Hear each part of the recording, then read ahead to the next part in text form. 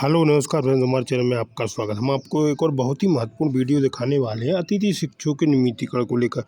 अतिथि शिक्षकों के नियमितीकरण को लेकर मीडिया बात कर रही है बीजेपी प्रवक्ता से और कांग्रेस प्रवक्ता से। सो आपको मैं कांग्रेस प्रवक्ता की बता रहा हूँ कि अतिथि शिक्षकों का नियमितीकरण क्यों नहीं हो पाया। ठीक फ्रेंड्स, और अतिथि शिक्षकों का नियमितीकरण होगा कि नहीं, वीडियो में बने रहे। वीडियो अच्छा लगे तो लाइक करें और चैनल को सब्सक्राइब जरूर कर लें अपडेट पाने के लिए। देखिए क्या बोल रहे हैं कांग्रेस प्रवक्ता और बीजेपी प्रवक्ता। ठीक है, बिल्कुल वाजिब बात है कि अगर किसी तृतीय श्रेणी के अतिथि शिक्षक को मात्र 5,000 रुपए मिलते हैं और उसमें भी 30 दिन में आने वाली छुट्टियों का पैसा भी काटा जाता है और वो भी अगर वक्त पे नहीं मिल पा रहा है, तो वाकई में ये चुनौतियां हैं। और ऐसी स्थिति में आप अगर शिक्षक से उम्मीद कर रहे हैं कि वो आने वाले समय का भविष्य तैयार करेंगे, तो आप क्या उम्मीद कर सकते हैं। बहरहाल अवनीश जी, मेरा आपसे महत्वपूर्ण सवाल कि अपने वचन पत्र में प्रमुख कई सारी मांगों में यह भी सबसे महत्वपूर्ण मांग थी जिसमें आपने ये वादा किया था कि जैसे ही सरकार सत्ता में आएगी अतिथि शिक्षकों को नियमितीकरण करने के संदर्भ में काम करेंगे, लेकिन ऐसा कुछ हो नहीं पाया। और बल्कि सिंधिया जी तो ये कहते कहते पार्टी छोड़कर चले गए कि इनके लिए आवाज उठाने के लिए मैं सड़क पर उतर जाऊंगा। उनका भी कोई ख्याल नहीं रखा गया, वो भी चले गए। सरकार तो गई जो गई, इनका कुछ हो नहीं पाया।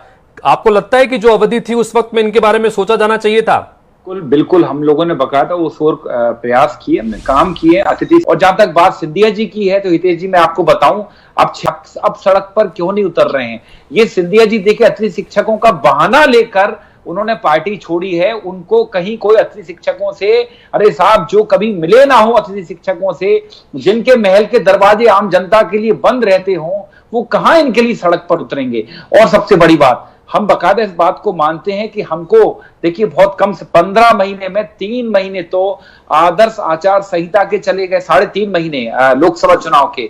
हमारे पास 11 साढ़े 11 महीने जो थे हितेश जी, हमने बकायदा उसको पूरा हमने प्रयास किया था। और हमें समझ, देखिए ये फर्क है कि भारतीय जनता पार्टी की सरकार इस प्रदेश में 15 साल रही, वो ये काम नहीं कर पाए। और आज वही उनके नेता हमसे पूछते हैं कि हम 11.5 महीने में कर लें। मतलब आपने बकायदा, मैं अभी आलोक जी का दर्द समझता हूं, मैं जो जिनकी बात में सुन रहा था उनकी बात से पूरी तरह से सहमत हूं। कैसे अपना जीवन बसर कर रहे होंगे। अप्रैल से उनको तनख्वाहें नहीं दी गई है, उनको सैलरी नहीं दी गई है। आपको सोचना चाहिए था। मैं शिवराज जी से पूछना चाहता हूं, आपने सब कुछ कर लिया, अपनी सुविधा के देश चला लिया, ये कितने संवेदनशील है शिक्षा विभाग के प्रति, मैं बताना चाहता हूं। अवनीश जी, मैं आपसे भी समझना चाह रहा हूं कि दिक्कत है क्या। आपने कहा कि कुल जमा आपको 11 महीने काम करने का मौका मिला।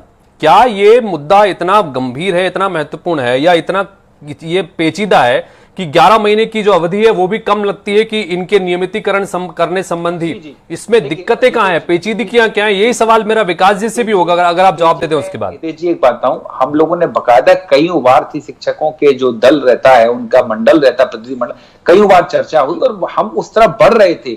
लेकिन सबसे बड़ी बात तो मैं कहना चाहता हूं, आज की तारीख में अतिथि शिक्षकों के लिए सबसे आवश्यक है कि आपने अप्रैल से उनकी तनख्वाहें नहीं दी हैं, सबसे पहले आप उनकी तनख्वाहें दीजिए। आप कहते हैं कि हमारे राज्य में कोई भी व्यक्ति भूखा नहीं सोएगा।